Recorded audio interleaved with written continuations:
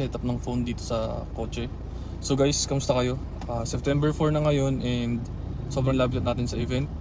3 days out na lang tayo. Ngayon, training tayo ng back sa ibang gym. Kasi sa AF dito sa amin, sobrang nilalamig na talaga ako. Kaya, ano muna tayo? Pasyal muna tayo sa ibang gym para makapag-training. Sa gym ng J Brothers, which is doon ako nagtitraining before. Kung nakikita nyo sa mga vlogs ko way back 2022. So doon tayo pupunta ngayon. At doon tayo mag-training ng back dahil medyo malapit din sa akin yun. Yung training natin ngayon is sobrang mild lang. Same sa iba kong vlog, following the show. Kasi peak week na tayo. Iwas tayo sa masyadong mataas na inflammation. Lalo na papunta na sa event. Ngayon, let's do the basic. Ready tayo ng mga need natin for pre-workout. Always extreme ng EvoGen, EVP Extreme. Take lang tayo nito. For now, kailangan ko ng 1.5 scoop para mag-function tayo na maayos. Medyo mahaba na rin yung prep natin ngayong season na to. And marami akong kasabayan na naka-off na ngayon at preparing sila for next year shows. Kayo guys, sa mga nanonood na to na athlete, alam ko may mga athlete na nanonood dito dahil may mga nagko-comment din sa akin na naka-prep sila. Hanggang kailan yung event nyo guys? Ayun sa akin kasi kailangan ko na rin mag-off siguro after nitong event na to. Dahil naghahabol ako ng size. Kasi alam nyo naman, bago ako nag-start ng prep na to, 90 kilos ako, down to 70. Dahil tayo ay nag-endurance sport. Isipin nyo, tumatakbo ko ng, hindi ko alam kung ilang kilometer yun eh. Pero kung dito ako sa General Trias, from General Trias to Tagaytay, Balikan, tinatakbo ko siya. Ganun kalala yung endurance ko noon dahil nagpa-practice ako at nagpapalakas ako para i-try din yung sport nila. Enjoy lang din ako sa running, ganyan. And then,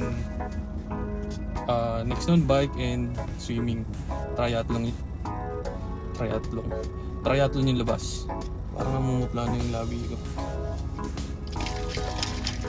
And yun nga, tulad ng kwento ko sa inyo dati, nalaman lang ni coach, may nagsabi sa kanya na ganun yung ginagawa ko. Kaya ako nakabalik ngayon sa bodybuilding. Which is, ito naman talaga yung gusto ko. Wala lang siya sa timing na kailangan ko bumalik dahil marami akong iniisip. And that time, financially, hirap din. Kasi may mga problema na dumating. Pero ayun nga, by the work of God, natuloy yung event. And okay naman yung mga nangyayari sa event. Okay naman. So, kung nakapasubaybay ka sa mga vlogs ko, okay naman yung mga event. So ngayon, may main show lang tayo. Then, ako kasi, for me, na talaga eh. Feeling ko mag-off na ako. Dahil yung event din ng Batang Hipe, nagsabi na rin ako kay coach na kung pwede ako mag-staff doon, makatulong sa kanya. Meaning, alalay na tayo. Yun talaga yung plan.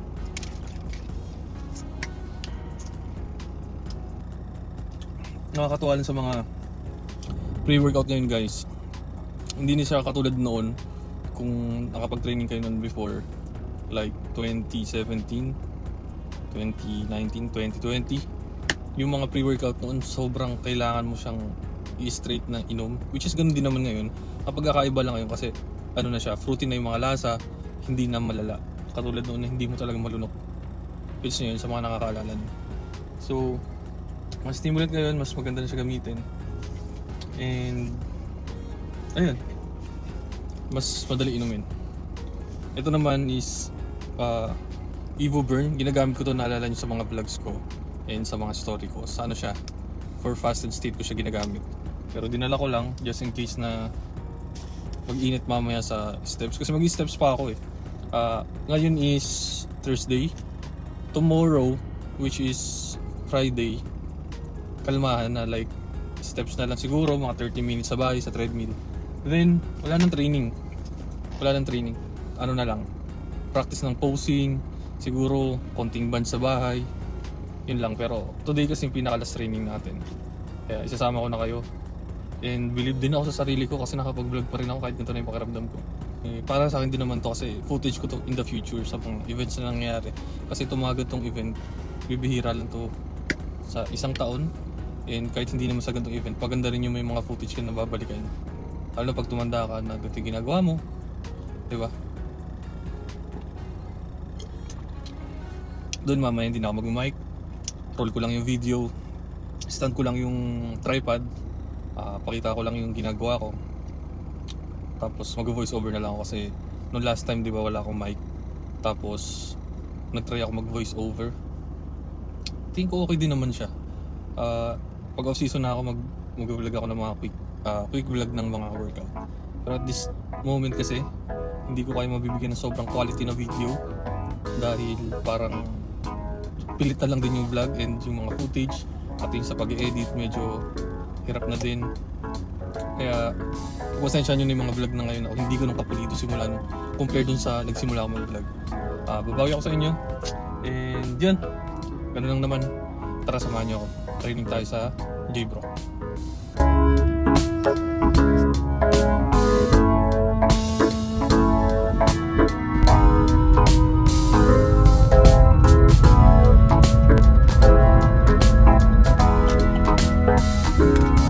Nandito na tayo sa gym and isang mabilisan lang to, 4 to 5 exercise siguro sa back, then abs tayo at ready na rin ulit yung machine nila dito sa shoulder kasi maganda yung machine nila dito.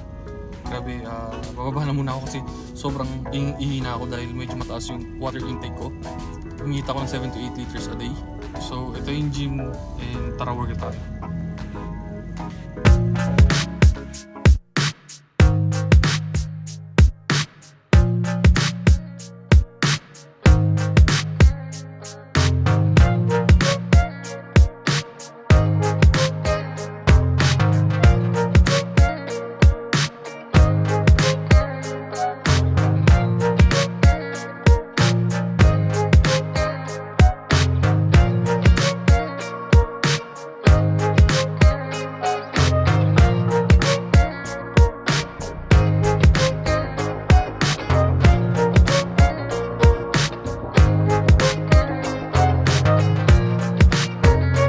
At syempre, ang paborito natin sa gym na to, yung lower lat na machine na to.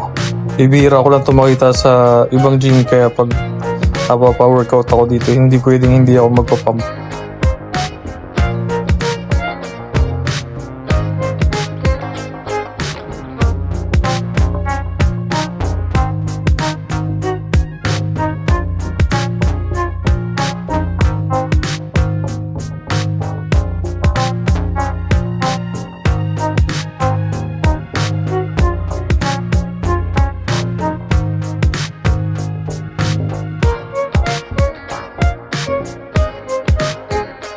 Mas okay yung workout ko ngayon dito sa gym na to kasi hindi siya ganun kalamig at yung heart rate ko dito mas mabilis tumaas.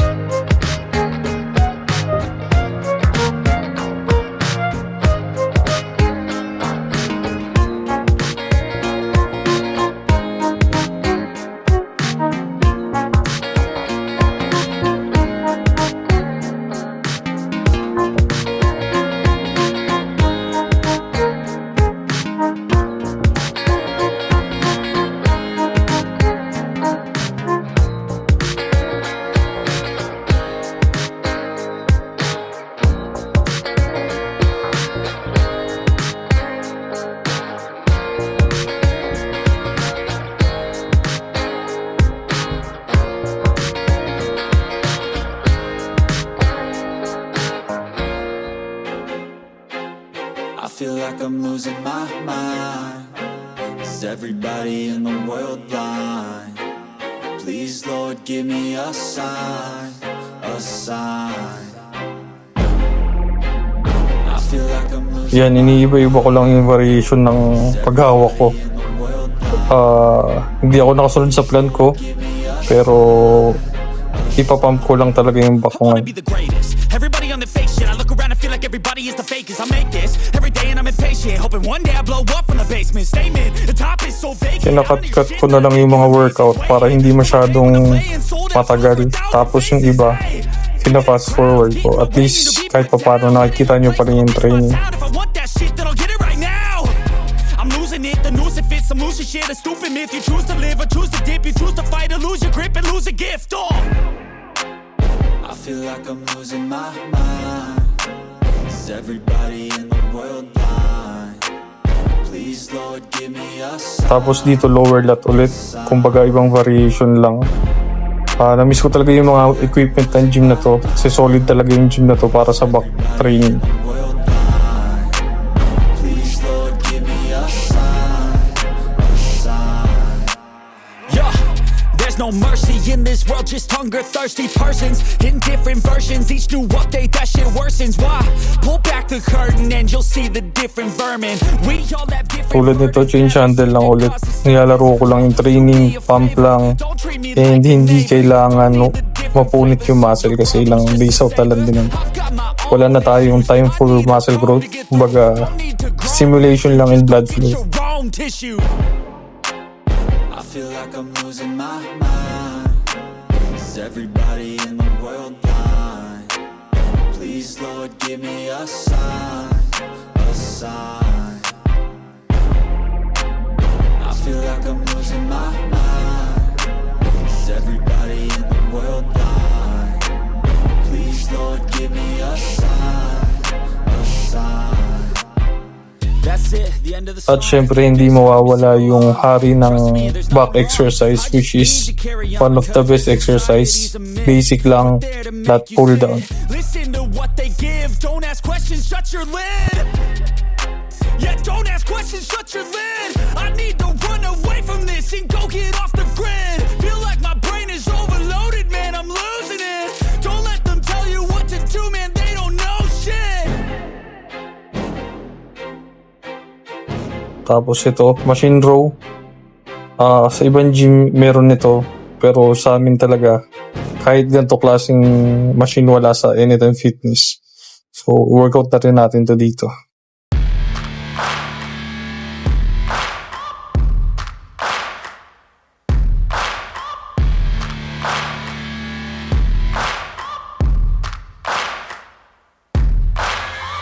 Searching for greatness in a sea of the dying and shameless.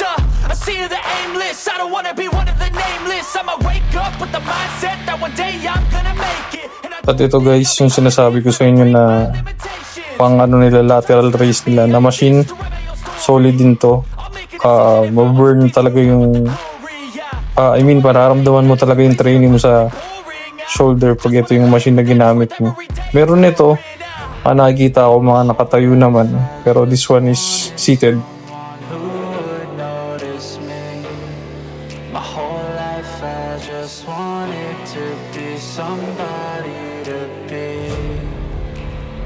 Yeah, I just wanna be great. Yeah, I just wanna be great. Yeah, I just wanna be great. Yeah, yeah, I just wanna be After nun ng back, nag-pump na rin tayo ng konting bicep. Parang 2 sets lang to na controlled. And after nyan, alam ko nag-pump din ako ng hammer curl. Pero hindi ko na sinama sa video.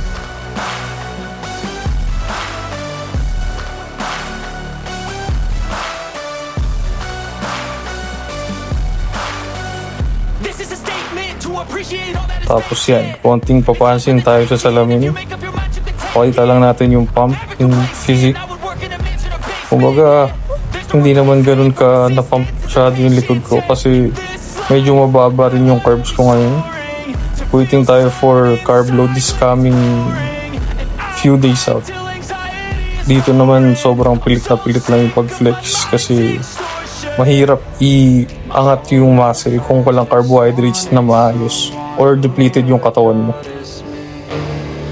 my whole life I just Ito, niloloko lang natin yung sarili natin dito. Konting abs lang kahit hindi naman na kailangan. Pero yan, kasi solid din yung machine. Yeah, I just wanna be great. Yeah, I just wanna be great. Yeah, yeah, I just wanna be Tapos yun guys, magka-cardio sana ako ng elliptical kaso Ngalay na rin talaga yung tuhod ko and legs kaya nagbike na lang tayo. Tapos na yung training natin. Ganun-ganun lang. Kakain na ulit tayo. So, meal ko ngayon, tuna and okra. Actually, nasunog siya. Iniwan ko siya na nilalaga ko siya habang naliliko ko kasi nagmamadali na ako. Tapos yun, natuyuan ng tubig. Pero okay lang. Pag inarte pa ba tayo pag ganito nakaprep lahat. Masarap, tapos ilang days out na lang ako, gutom na ako. So, basic na sa akin ito kahit nasunog po nga ito eh. Nagawa ko dito sa tuna na to, sinishredded ko siya para mas dumami, mas maraming servings, mas mataas yung volume. So yan na siya guys. Sarap na siya. Mas masarap lang naman na I mean, pag ganito naka-prep, sagad ka na minsan. Lalo na pag ano ka, ikaw yung pitikin sa prep. Kaya yung mga naka-prep dyan, minsan intindihin nyo na lang kasi yung nasa utak nila, bigla na lang nilang nalalabas sa salita nila kahit hindi sila nag-iisip. Like hindi na dumadaan sa process ng utak, diretso na agad sa salita. Yun, may mga times na ganun. Medyo sobrang pagod na yung katawan, hirap na sa diet, and hindi na rin kasi makatulog ng maayos dahil sa body fat. So sama-samang factor na yun. And yun guys, enjoy ko lang tong meal na to, tapos uuwi na rin tayo. At shinare ko lang din yung araw na to na ang training ko, ng ginagawa ko, at footage na to para sa akin in the future. So good luck sa akin sa AGP, and hopefully maganda yung maging result. Kung hindi man, okay lang din kasi it is what it is.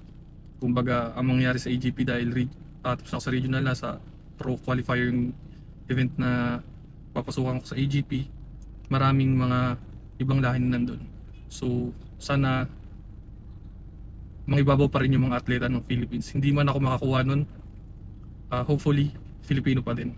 So good luck sa atin, and ibibigay namin yung best para hindi makuha ng ibang lahi yan. Okay? So guys, ganun na lang. Basic na salita ulit bago mag-out. Alam nyo na yan. GG.